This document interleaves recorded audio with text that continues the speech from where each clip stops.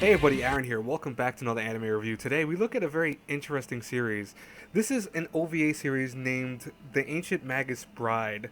And apparently it's going to be 3 episodes in length, so this is episode 1, part 1 as it describes itself as. And I don't know how I feel about the show yet. I mean, I guess episode 1 left me with intrigued concepts. Like, I want to keep seeing it. I mean, it's done by Wit Studio and Production IG, which is a very interesting pairing for a group. But overall, I don't know how I feel about it yet. I think I'm gonna need another episode to figure out if I really like this show yet or not. But like I said, I'm slowly we get 3 episodes in total, so I mean, it could go anywhere. I really do. But I think what it reminds me of, and as my friend said, similarly, it reminds me of something that you would see from a Studio Ghibli movie in many ways. Kind of has that feel to it, or Disney film in Astro too.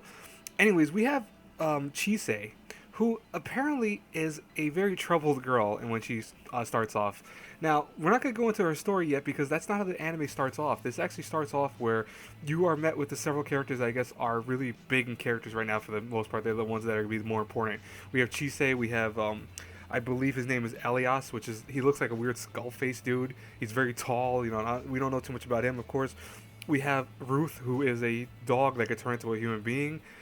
And we have one doll-like creature. I don't know if they said. I think they did say her name. I just cannot remember what her name was. I'm looking it up right now. Actually, apparently it's Angelica. I want to say. I could be right with that. I'm not gonna say her name's that yet because I'm not 100% sure.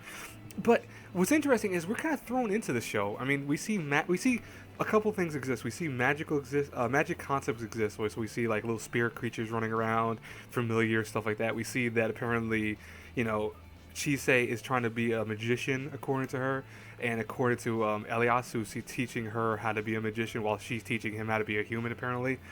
But what really kind of is interesting is we don't really know too much more than that.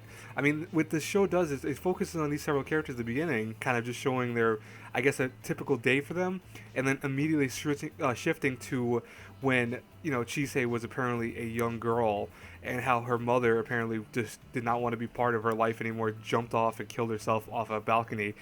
And it's apparently because Chisei can see all these little magician things flying around. Like, she could see little fairies and little familiars and stuff like that. So apparently she's seen as an outcast by everyone else, which is unfortunate. She really has to deal with that. And you can see from the image I chose over here that, she feels alone. She's running through everywhere. She's just by herself.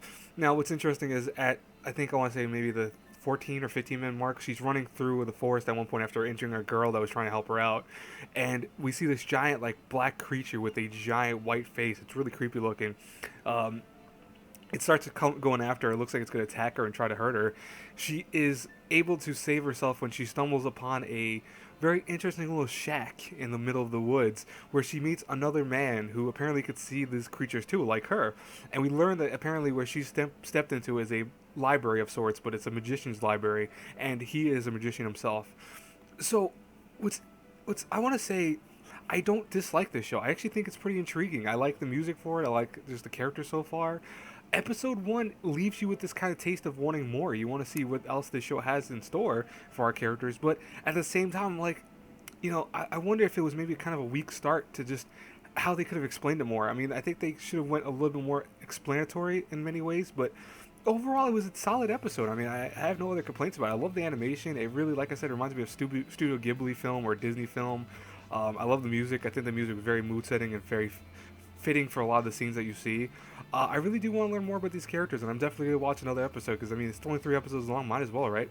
Anyways, guys and girls, I hope you enjoyed this review. I came out of nowhere, so I apologize for that. But anyways, I will talk to you all later. Have a great day, everyone. Bye-bye.